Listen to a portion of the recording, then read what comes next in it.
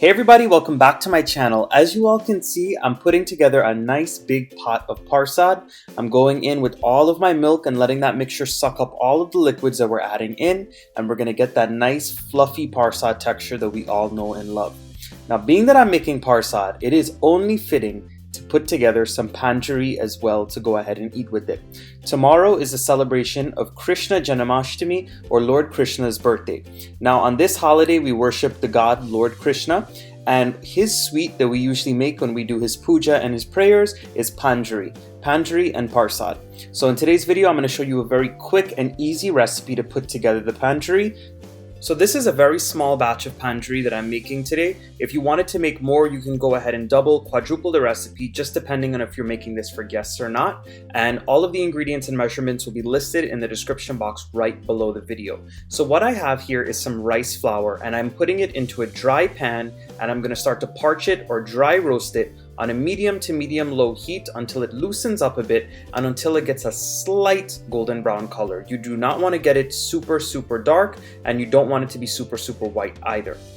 The traditional method of making this recipe is to soak some white rice, then you wash it very well and you dry it out. And once you dry it out, you can go ahead and grind it, and then you have to parch it very well. Now that's a very long and traditional process. We still do it like that at home, but sometimes when you're in a pinch and you need something quick, this is the way that we will make it as well. You can either use the rice flour or you can use the coarse ground rice flour that you can get at your local Indian store.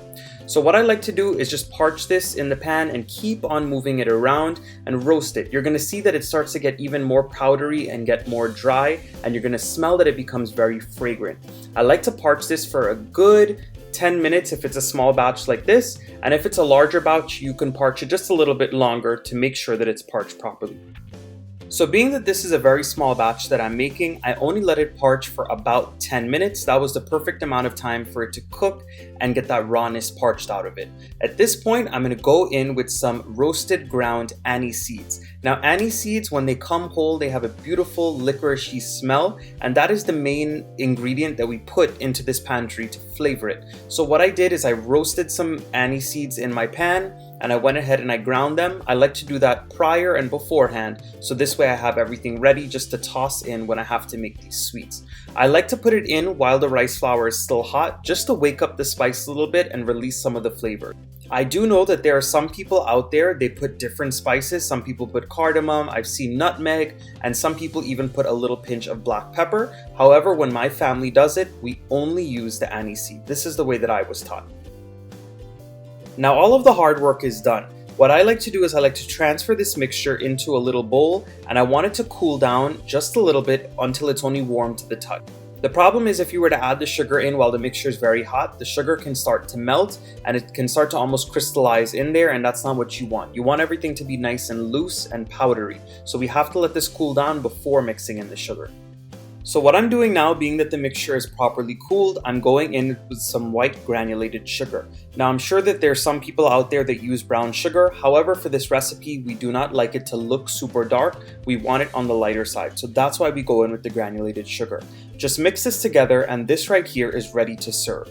The way that we usually serve this is right underneath some parsad, and whenever we pack our parsad bags, when we have our pujas or jandis, we usually put a little bit of panjiri at the bottom of the bag and top it with the parsad and the other sweets, and it's just a nice little crunch when you're eating your parsad.